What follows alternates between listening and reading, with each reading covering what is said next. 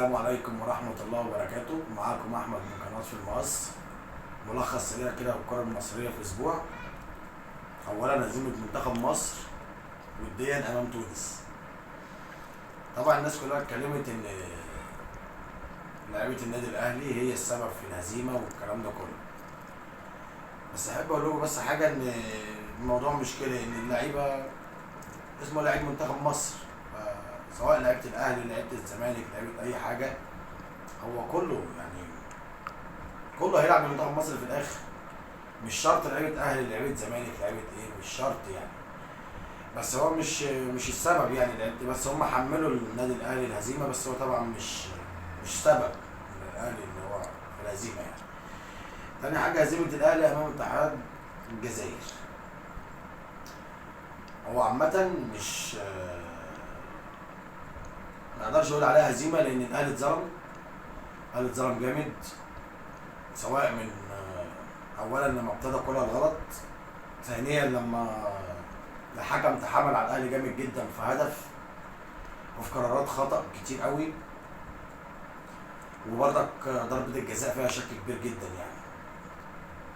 هزيمه الزمالك طبعا دي ملهاش مبرر نهائي، مش شايف ليها اي مبرر.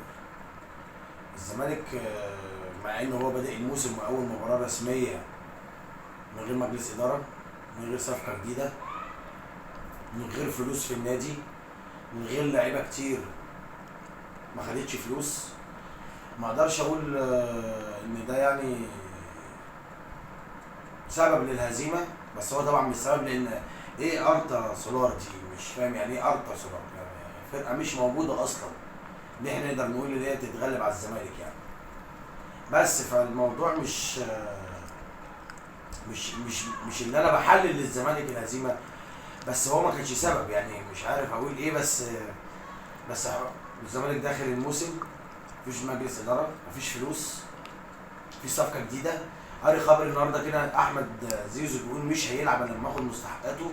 مش عارف ده قرار صح ولا غلط في الوقت ده، بس بالمنظر ده يبقى ربنا يستر على الزمالك. يمكن الزمالك عنده فرصه ان هو يعوض هنا في مصر، واذا ما عوضش تبقى كارثه، لان عندنا هنا برضك هزيمه فيوتشر من امام سنجاده.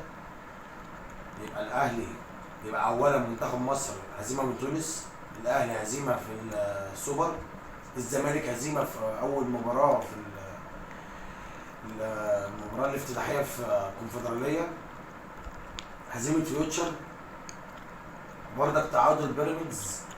يعني النكسه المصريه، يعني ممكن نقول دي النكسه المصريه الكرويه.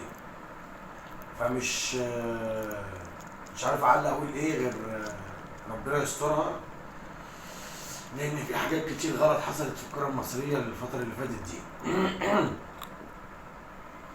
خبر عندي تاني برضه بيقول لك رسميا نهائي كاس مصر يوم 13 مارس بين الفائز من مباراه الاهلي وانبي والزمالك وبيراميدز.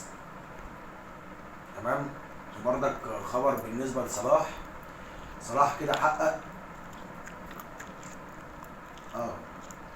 اكثر لاعب تسجيلا للاهداف في الدوري الانجليزي افريقي، واكثر لاعب صناعه الاهداف في تاريخ الدوري الانجليزي افريقي.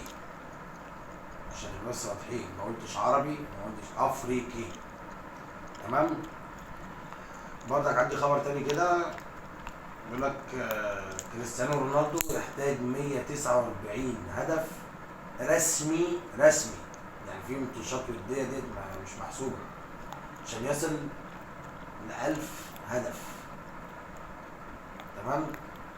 عندي اخر حاجه بس كده في السريع عشان خاطر الزمالك. في مفاوضات بتقول ان احمد فتوح هيمضي الاهلي والكلام ده كله، بس الكلام ده مش صحيح، لان احمد فتوح اصلا لسه في عقده سنه تقريبا، مش هينفع يمضي لان هيعيد نفس قصه كهربا تاني. وموضوع كهربا بيقولوا في لجنه هتتعقد في الاتحاد الافريقي او الاتحاد الدولي او الفيفا عشان خاطر يخلصوا موضوع كهربا، ان الموضوع ده بوخ بامانه، ولا عايزين يشيلوا قفش نص الغرامه مع كهربا، ولا عايزين يشيلوا كهربا الغرامه كلها. فمش عارف هم عايزين يوصلوا لايه، بس هم اللي يحكموا له بقافش يشيل معاه، لا اما هو يدفع، لا اما عشان الموضوع بوخ بقى. وشايف كراوي ما كانش مركز في الماتش الاخير بامانه يعني. برضك سبب من الاسباب اللي هي الغرامات اللي عليه والكلام ده. وشايفه عمال يعمل في اعلانات برضه هبله كده عشان خاطر طبعا عايز يجيب فلوس من اي حته وخلاص. ورجال الاعمال برضك مش عارف شايلين معاه الموضوع ولا لا.